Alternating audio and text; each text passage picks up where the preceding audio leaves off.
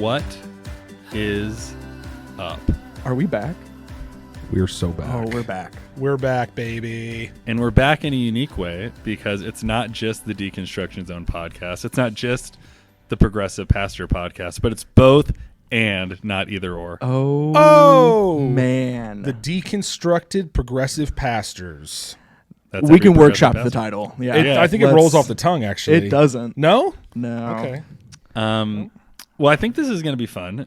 We've done this now. This is our second time doing this.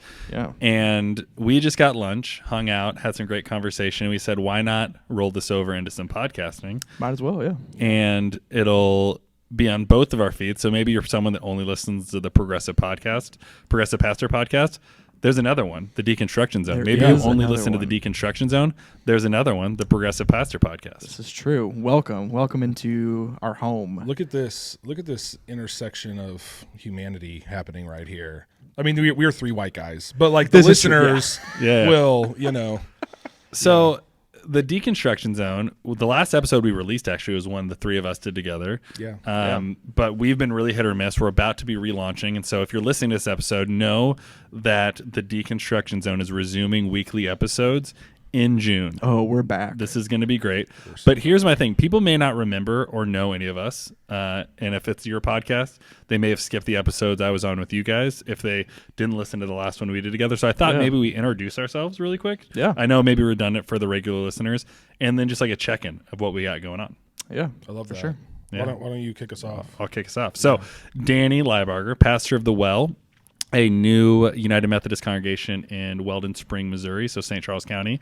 The church is kind of note because we were planted as a intentionally LGBTQ plus inclusive church, which as we're talking right now, General Conference for the Methodist Church is happening, and so it looks like the tides are shifting for us to become a more inclusive denomination. Yeah. But when we started in 2021, that was not an assumption everyone was going to bet on and take to Vegas, you know what I mean? Right. So we were maybe bucking the trend there, but happy to be a part of maybe a larger movement. Father of three, married, living the dream, pastor in the well. Yeah. Love that. I am Kyle Baldwin, director. Boo! Ooh, okay. Sorry. Director of Studio Family audience. Ministries at Concord Trinity United Methodist Church here in St. Louis, South County. Soon to be, depending on when we release this, father of one. Yeah. At the time of recording, we're 5 weeks away. So Dang. that's how I'm doing. You can insert your own emotions there. But I've been at Concord for almost a year now, which is pretty exciting.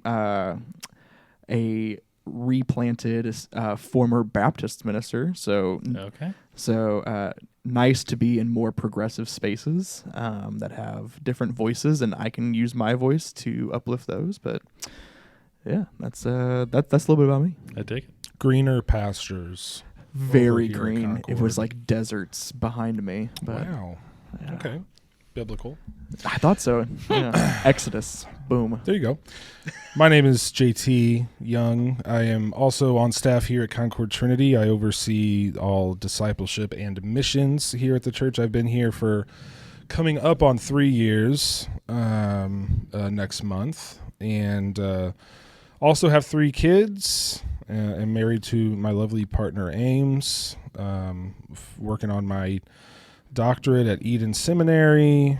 All kinds of good stuff happening. So I am tired but good. Yeah, right. All those things are emotionally and psychologically exhausting. Yeah. Understandable. Yeah. To say the least. Well, I'm excited to do this. Not only do I enjoy having conversations with the two of you, but I also think the conversations we have, even just the ones we have off the air, but on the air, I think are beneficial for others that are listening, because I think we maybe are having conversations out loud that others are having inside themselves and that are maybe aren't comfortable enough having out loud. And I was just thinking, so I had a conversation with a congregant earlier last week, and the conversation arose about theological non-negotiables, kind of wondering, like, what does the well stand for? What do you stand for as a pastor? Are those the same? Are those different? Like, you're a Christian, you're United Methodist. Like, what are your theological non-negotiables? And in our church, we don't sign a doctrinal statement. We don't have a beliefs page. Right. And that's very intentional. Like we want to create space for everyone. We have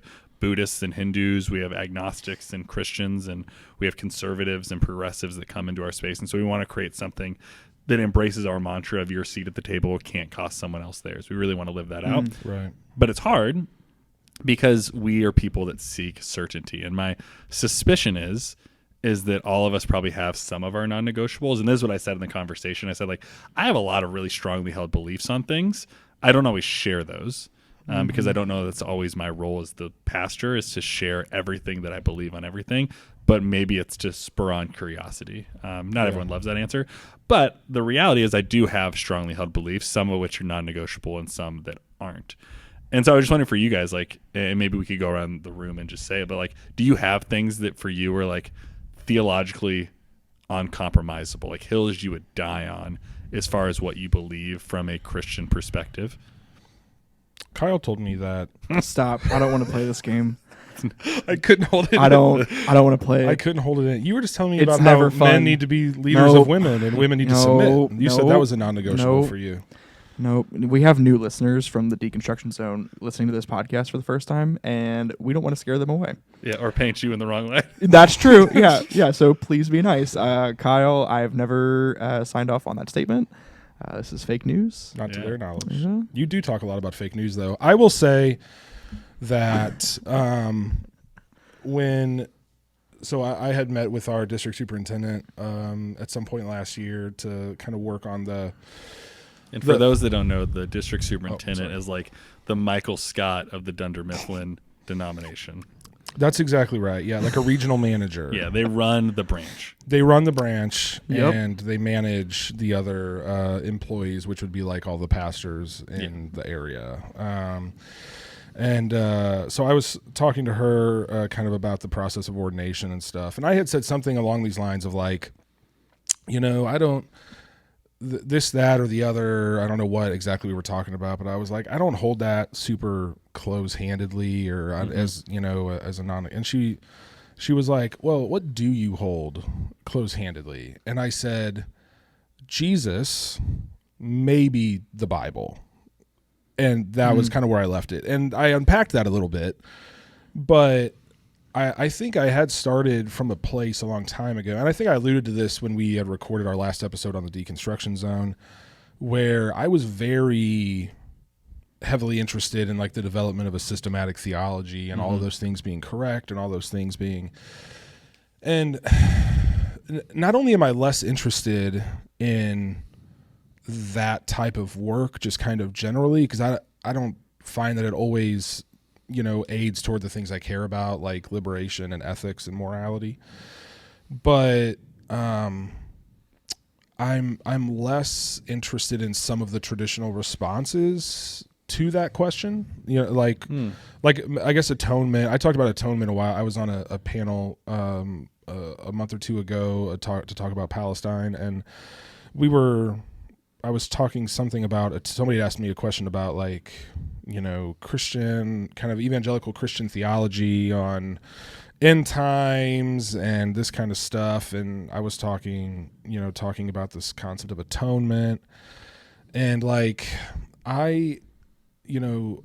this idea that Jesus's death on the cross as this foreordained, eternally predestined sacrifice for the forgiveness of sins. Like I just find it to be bullshit. I refuse to make holy a political execution. Like I just do anybody's execution.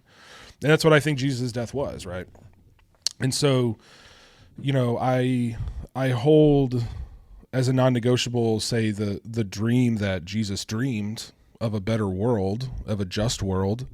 But some of the ways that we've theologized Jesus after the fact, and his aspects of his death are things that I think at one point I held very, very close-handedly that has really shifted for me over the last decade or so. It's funny that you say that. When I was at my last church, we were in the time of transition, and our senior pastor had just left, so it was right before Christmas. and we did like a big like Christmas ordeal every year, big show, and so they asked me to give like the Christmas message at the end of all of those services, and in that I said that Jesus was murdered.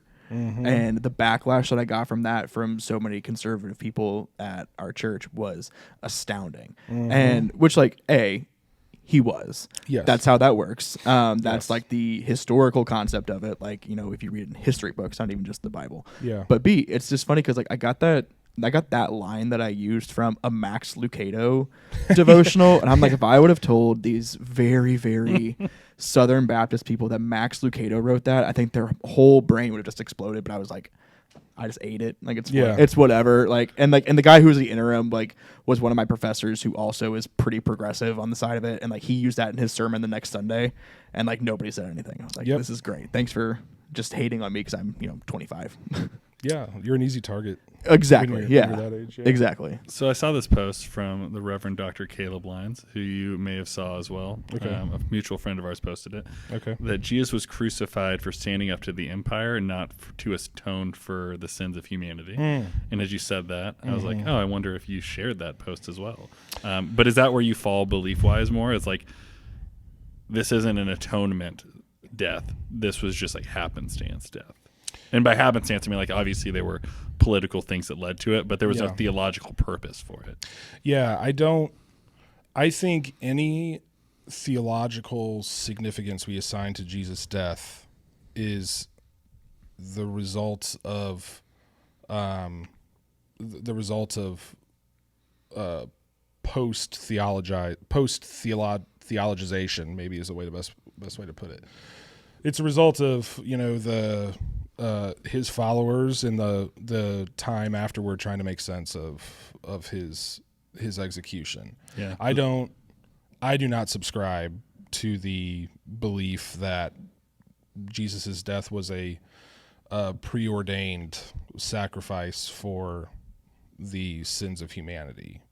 And now, we can talk about sin and what that means, and we can talk about atonement and what that means, and but in this case, the way that this has become, the way that this has been theologized over the last, and relatively early on, in the tradition, this has been happening. It's just, and I think we need to take it for that. I think maybe that's my point, is like, Jesus's followers in the decades following his death, trying to make sense of the execution of this guy that they thought was going to be this divine Messiah who was going to usher in a new reality in the here and now that never came. Right. I think we need to take it as that, as them trying to make sense of this in the midst of trauma and chaos of their lives, versus us taking it as eternal preordained truth. I think those things are quite separate, actually.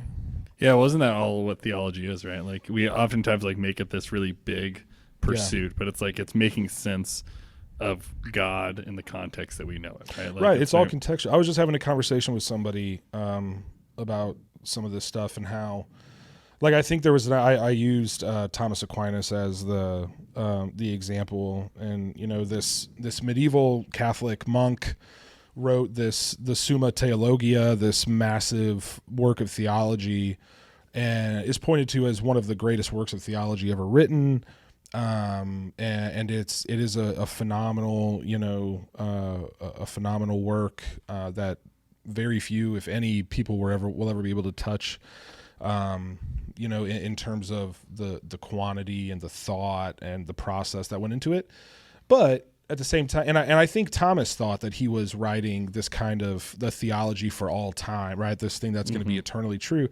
At the same time, though, he was writing it as like a textbook for novices coming into the priesthood that needed instruction in theology. So like even the way that it was still contextual, right? The way that he wrote it, it had a contextual reasoning behind it. And I think we miss that a lot, that all of this stuff is contextual. And as soon as we decontextualize it, Yeah. is when we start to get into Context trouble. is very valuable. Yeah. So as an Enneagram 8, I'm going to ask you a question Okay. that I'm asking you because I don't know which not one the 'cause 8 is. we're challengers. Okay. I love that. And so this isn't because I necessarily. Well, I'm just gonna ask you the question. Yeah. So I have been asked before, and Yeah. I'm always interested to ask. And you said if you're in your meeting with your DS, Yeah. Jesus and maybe the Bible. Yeah. Those are your non-negotiables. Yeah. We just worked our way through a little bit of atonement, and like this is maybe more empire versus preordained Sure. atonement. Often, and you've probably been asked this question before, Yeah. and so you likely have your answer ready. But It's hard to tell so far, honestly. well, what? So people, and maybe you've never been asked this before, but I'm not asking because I necessarily need the answer, but I know listeners will ask this. Sure. Why does Jesus matter if he didn't have to die to atone for sins? Like, if Jesus is a non-negotiable and his death isn't directly correlated to an atonement, and again, we can get really deep into atonement, like. At a baseline, we're saying like forgiveness of sins, right? Sure. Like we're talking like when we all say atonement, that's what we mean. Yeah. And there's a ton of different theories on how that works out and how it's Yeah. executed and how Jesus fits into that. But when we're saying the word atonement, we mean like forgiveness of sins. Sure. And so for someone that came up to you like, oh, that's really dope that you believe all those things. Yeah. Why does Jesus matter? What are you going to say to them, especially as he's now sitting in one of your 1.5 non-negotiables? Right. I'll give the same answer that I had received from one of my professors in seminary, and he had talked about that. He talked about Jesus as this apocalyptic prophet that preached an imminent end of the world that never came, who died on the cross crying out for a God who never showed up to save him, but still was a Christian, a devoted Christian, right? This professor was still a devoted Christian in spite of this belief. And I actually don't super disagree with some of this. And so his answer to this question is because Jesus's dream is the only one worth dreaming. And so thinking about it, I've sat with that for a long time and thought about this question, that the world that Jesus dreamed of is the world that I'm interested in building. That where people are empowered, where poor people are cared for, where there is justice and equality, where empire is torn down. This is the world that I'm interested in looking at, and it's the dream that keeps me coming back to this work, right? And so, we can, like we talked about atonement and forgiveness and sin. I look back on my life and the times that I've, either intentionally or unintentionally or out of ignorance or whatever, participated in racism and sexism and homophobia and all this stuff. And to me, I think atonement looks like a few things, right? I mean, atonement looks like the fact that I can go back to the drawing board and I can start over and I can be a new person now as opposed to who I was in the past.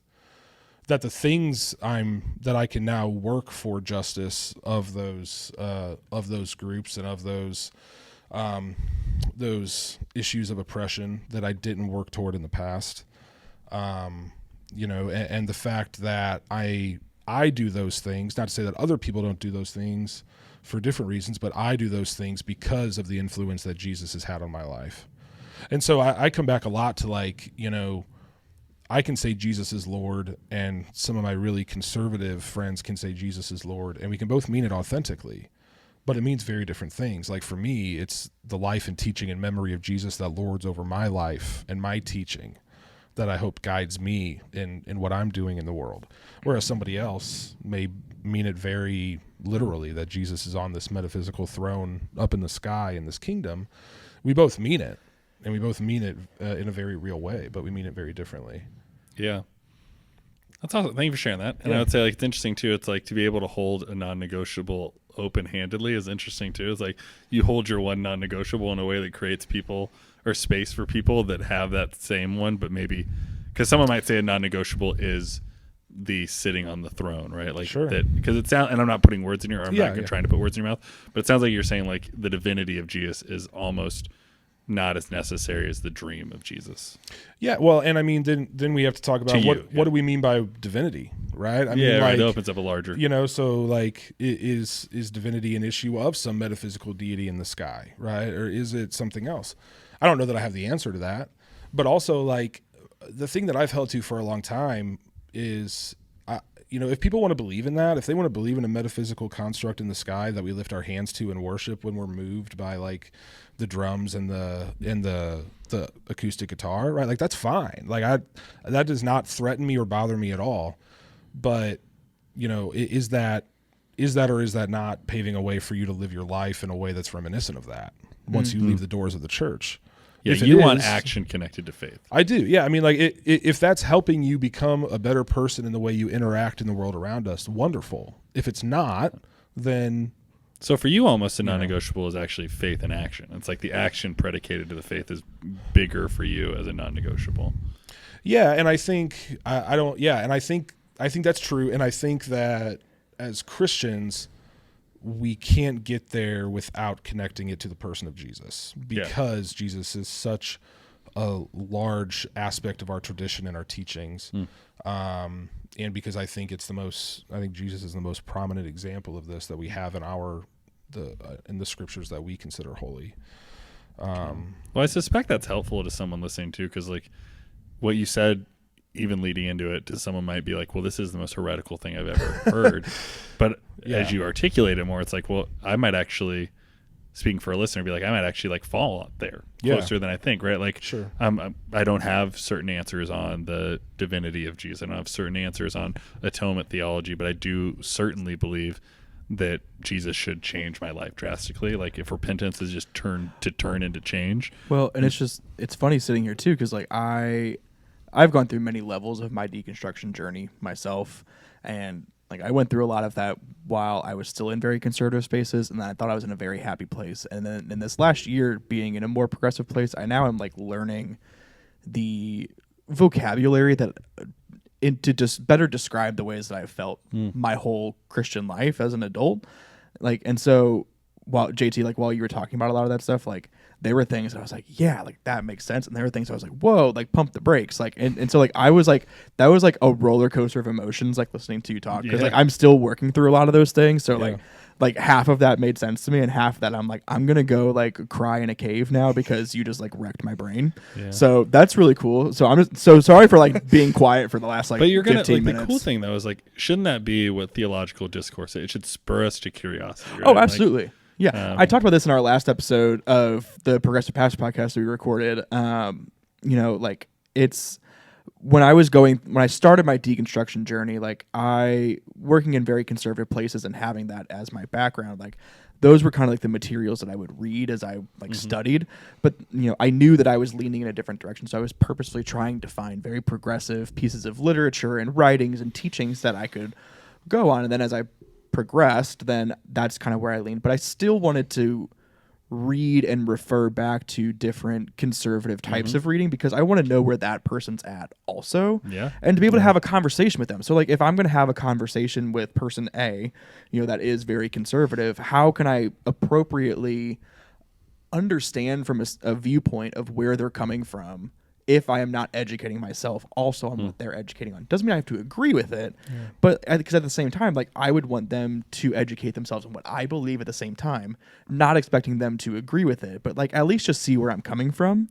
And that's just, like, the optimist in me. Like, I want all of us to agree on everything, and, like, or not necessarily agree on everything, just be okay with us having disagreements, but, like, at least entertain the thought that, maybe we both can be right. And be well informed in it, right? Like, I remember, like, when I was in class in my undergrad, like, taking the side that no one wanted to, and that I didn't even agree with, because I'm like, someone has to defend this person. But also I was like, I'll better know what I believe if I can strongly defend the opposite of what I believe, right? Yeah. And it shouldn't be a threatening point. So, but what for you? So for you, Kyle, like, non-negotiable, do you have any? Not in the terms. I think when you posed this before we started recording, like, I think I went a different direction on it. But, like, so JT, like, went into this very deep theological stance that he has. Like, my thing, and that's kind of what I hinted on, like, is my stance is just, like, mutual respect for everybody. Like, I can't have theological conversations with people if there's not a mutual understanding of respect for one another, whether it's based on age variance, whether it's based on educational variance, whether it's based on conservative to progressive variance, whatever that is. So when you posed the question to us earlier before we started recording, that's kind of where my brain went to initially. Like it's hard for me to have those moments of conversation if that line of respect is not already there.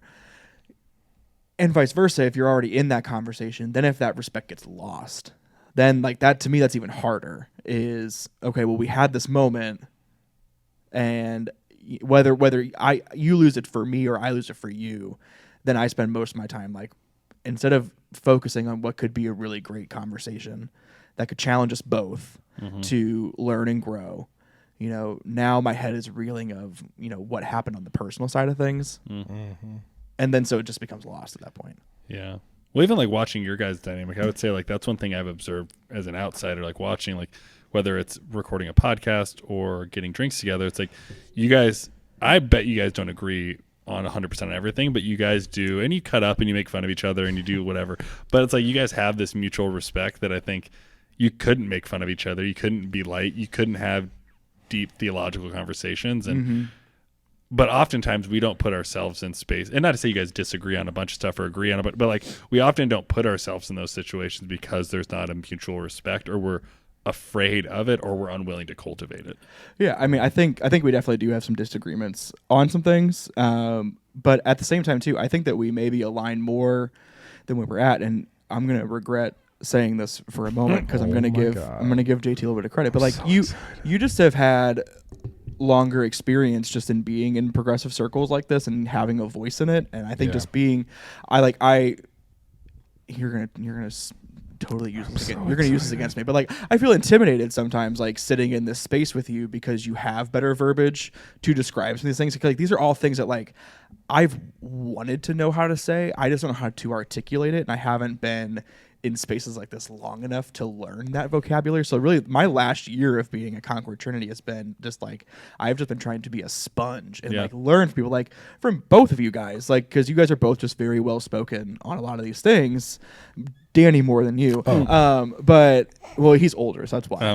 You are older. I'm an old man. I will say though, you do, JT, you speak the language. I mean, intimidated, I sometimes feel the same way, like, but not cause I'm like afraid you're going to be a jerk or something, but like I'm very much afraid of that. You speak the language well. Like you are someone that like, if you think about it in a different context, like if I speak English and I go to Mozambique, I'm like, I'm going to try to speak, and it's like, well, I don't speak Portuguese, speak a little Spanish, and some translates, right? Like you're someone that goes like, I speak Portuguese fluently, and you're in, like you know the vernacular well. And so sometimes, which I think is, this isn't an indictment on you, but it's actually one of the things that can sometimes stop people though, is like people perceive knowledge and verbiage as like hubris and like arrogance. And it's like, just because you can speak the language doesn't mean you're arrogant about it. It's like, no one thinks that about any like English, Spanish, Portuguese, whatever. But in theological language, which is a language of its own, people get afraid to jump in because they don't know the language. Well, and I would say it took me a while in ministry to learn, you know, when and where to employ this language versus using different language, and when to be, you know, like the first 6 months or so that I spent in parish ministry was like, I just preached such bad sermons because I didn't know how to like everything had to be precisely theologically exactly, you know, and I've learned, not only has my, you know, my collection of non-negotiables narrowed, I would say, over the course of time, but also this was a learning curve for me, that like I have a certain language and a certain you know vernacular from having gone to school and spent time with these people and devoted years of my life to this kind of education, and other people don't have that, and that's not bad that they don't have that. It's just, it's different. And so, you know, like taking a a page out of Paul's book, right? Like, how do we be all things to all people? How do we do what Paul did, like in Acts 17, and point to like this random statue and be like, let me use this as a way to talk about this thing that I use that example ad nauseum to talk. People are like, well, we never contextualize. Like, that's exactly what Paul's doing. And if people don't know the story, right? Like, he's preaching to like the Greek folks, right? And then he's preaching to the Jewish folks. Yeah. Same situation, same story, different application. Right. Mm-hmm. And we're like, well, we would never contextualize. Like, he is, for lack of a better phraseology, watering down the gospel for one group, and he's overemphasizing it for another group for the sake of translation, right? Well, sorry. Oh, no, go on. I was just going to say, it was funny. So this requires a little bit of backstory. So I'm doing my doctorate at Eden Seminary. Our church leadership council very graciously agreed to help pay some of the tuition on that. And so whenever I finish a final paper or produce something that I'm going to present at a conference or whatever, I send it to our leadership council. And I always tell them, you don't have to read this. I don't expect you to read this or engage in this or whatever. I just want you to know this is what I've been working on for the last 3 or 4 months or whatever at school. And one of our leadership council members is a member of the youth. He's like our youth rep on the council. And so on the mission trip or something last year, I had sent a paper on homiletics, which is the study of preaching. Right? Which, by the way, he couldn't pronounce that word, which made it even funnier. Okay, so the title. I remember the title of the paper was "Disruptive Homiletics." Yeah. It was about like liberationist preaching. Yeah. And Kyle sent me a video of him trying to read this paper out loud to the youth group as like a nighttime, like a bedtime story. He did every single night before we went to bed. Like, lights out at 11. It was like 10:55. Parker stood up and he's like, "Time to read JT's writings." Yeah. And I mean, it was a soon-to-be sophomore just butchering every other word in perfect clarity. I mean, I've been on staff for like 5 days. Like, I started like the 3rd, and this was like July 8th. Yeah. Like, and so like at that moment I was like, I'm gonna fit in just fine here. Was he reading it to be funny? Yes. Okay. So 100%. He's well, and part of it too. Like, I'd known JT for a month because he was part of my hiring process, and we had already kind of built a relationship. So he was like, "JT's such an idiot," and I was like, "I agree. We can be friends." Like, that was kind of the fun part. But so then he would read these things, and I'm like, maybe you're the idiot. I don't know. Well, it was funny, like thinking about this conversation, because like that paper was an academic paper written for academics, not written for a member of a youth group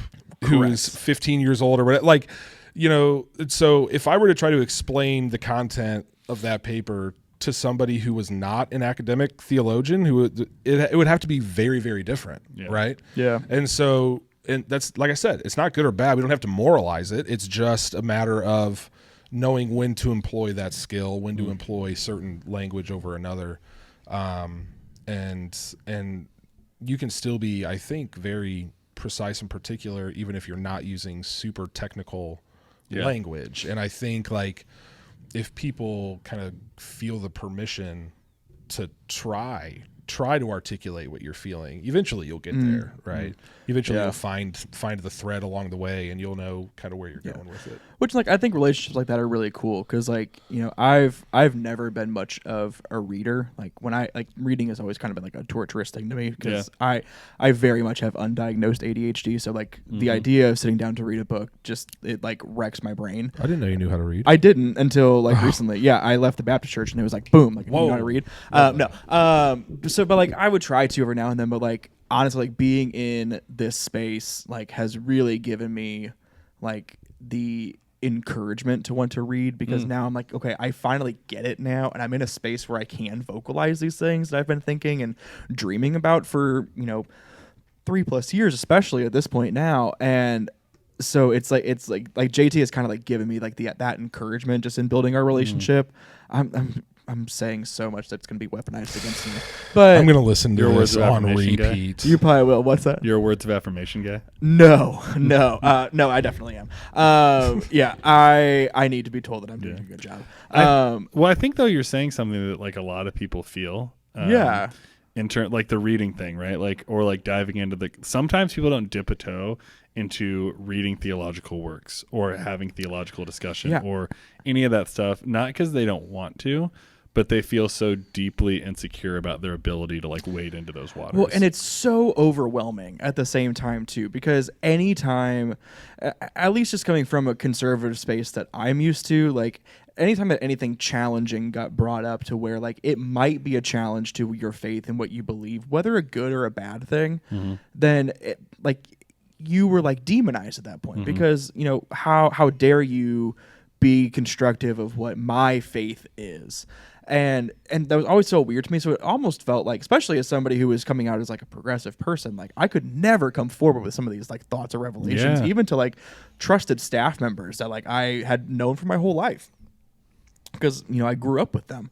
You know, it was hard to like have those conversations, and there were the few that I could, but not for the majority. And, you know, so it almost like shut me down to want to do more research in that way. And I think that there are spaces like that still exist, that it's like it's not sought after for that reason.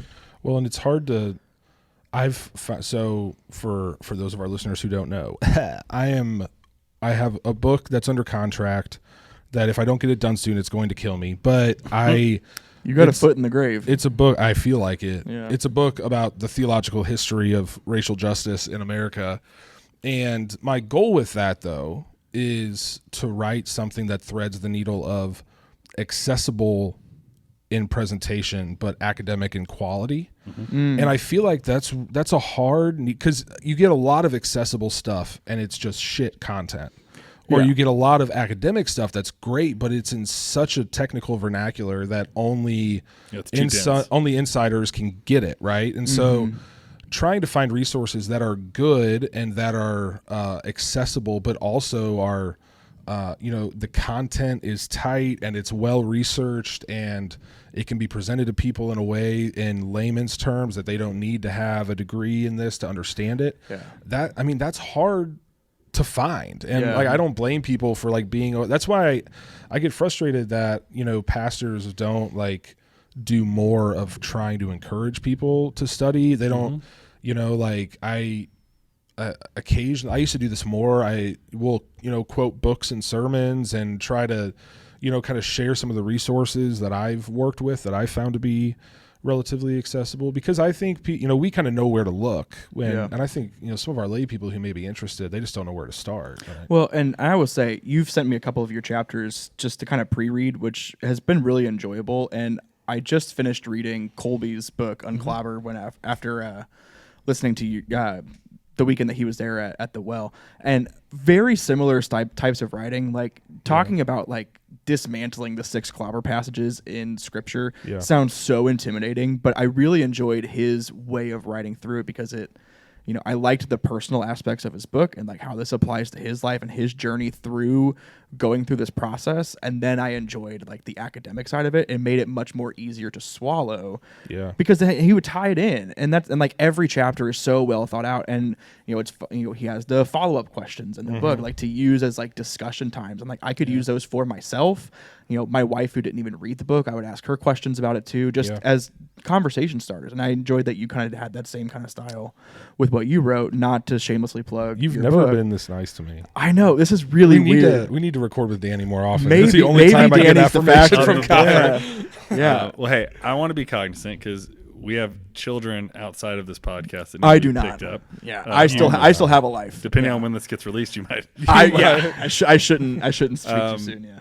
But this was fun, and in perfect Danny form, I pushed this up to the limit without having to show any of my cards, and so I was just able to facilitate the conversation. I just realized that. This is great. But I appreciate that. Oh man, part 2 coming soon. Part 2 coming soon. Yeah. But here's how I wanted to end. You guys with the Progressive Pastor podcast end with the question, which is what keeps you coming back. And I was serious when I said this beforehand. I want to know. I was hoping you weren't. What, instead of what keeps you coming back, what almost stops you from coming back? Oh man.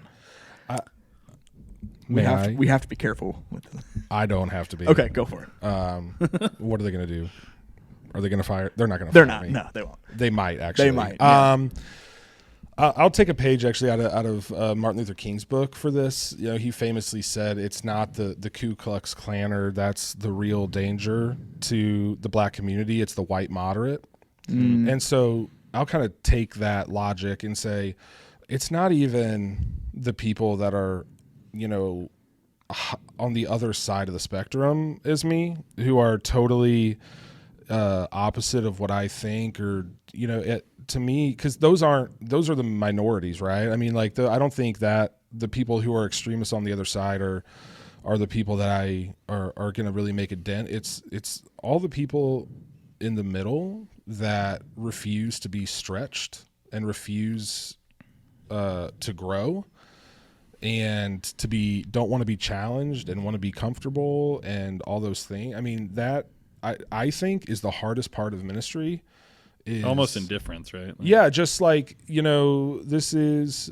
I have a good thing going here. This is where I come to see my friends, and this is where I do XYZ, and I get enough of this stuff in the news during the week. I don't want to hear about political stuff here, whatever. Like, it's that kind of stuff of the people that are just apathetic and disinterested in what I would say is the moral and ethical responsibility of the church, that really, really challenges me. And it, and I know no church is monolithic, right? Every church has some of these people. Every church has people on either ends of that spectrum. Right. But I think the seasons that get entrenched in working with those folks are the times that really, really make me question what my role is in the work of the church here. That's what I struggle with. Yeah. I think I'm kind of in the same vein. I should really stop letting you talk before me, because you just say it way better than I will. Like I think satisfaction is the word that I was leaning towards, but it's in the same way. Like I don't ever want to be in a place in anything that I do in my life to where I'm just 100% satisfied, because when you're satisfied with something, that means that you've kind of almost in a way given up, and that you're not willing to keep going forwards. Like I don't ever want to be satisfied in my marriage. I don't want to be satisfied as a father and just be complicit at that point, to not want to continue to push myself to be better. I think satisfaction can kill a lot of really good things, because we're like, oh, we have a good thing going, let's just pause and catch our breath. Like we all worked really hard to get here, so let's just say 2 months, like let's relax a little bit, and that's where things die. So I don't want to work. I don't want to work in an organization that, whether it's if I stay in church work or if I ever move to a nonprofit or whatever that may be, like I don't want to work somewhere that is satisfied in what they're doing. Like I want to constantly like push the barriers to move forward, to try new things. I also want to not be afraid of failure when we try new things. I think that's why, especially in church settings, I think that's why a lot of churches maybe get to that satisfied place, is they're not willing to take the risk to step forward into new action. It's safe, right? It feels safe in the moment. Safe is good. But like at the same time, it's not. Safe is what can, kill an organization. Yeah. So I want to be somewhere that, we are going to do uncomfortable things and have uncomfortable conversations, and we may have a distaste for each other for a little bit because of that.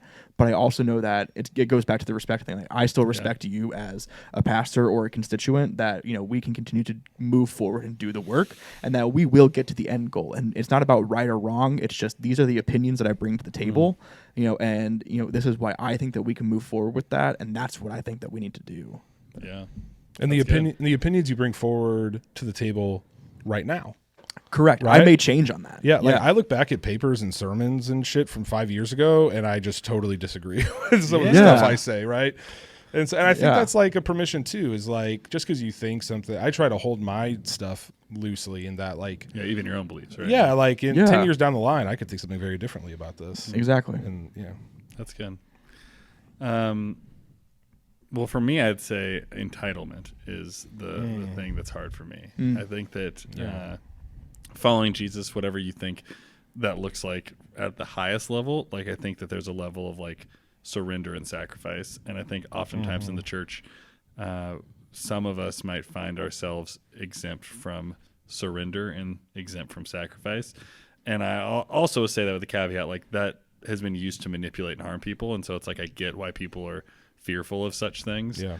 But I also do believe, like, if the church is pandering to us and hyper comfortable to us, if we can just be the person in the middle, not in like we can just be I think that's an entitled belief system that means I Yeah. don't have to move anywhere. And it's like this thing is designed for me, by me, and with only me in mind. And that's the kind of stuff. It's like I'm very evangelical in the best sense. Like I want more people to like experience the good news. Yeah. And I think entitlement is what stops it with us. For me, by me, and with me in mind, you just described the way America was set up by white men. And that's the way that you wish it was still today.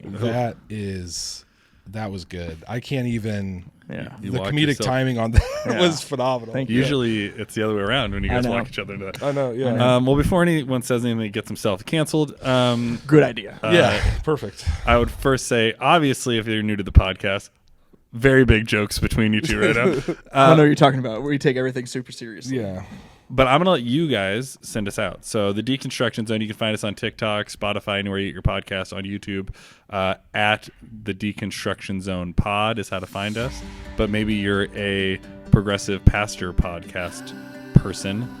Yeah, and you can find us on all social media platforms, Instagram, Twitter, and Facebook. And you can subscribe to the podcast on Spotify, YouTube, and Apple Podcasts, with more platforms coming soon, potentially some video elements Video coming soon, maybe by summer. So we'll have some exciting things rolling soon. But thanks, guys, for joining us this week on the podcast, and we will see you guys next time.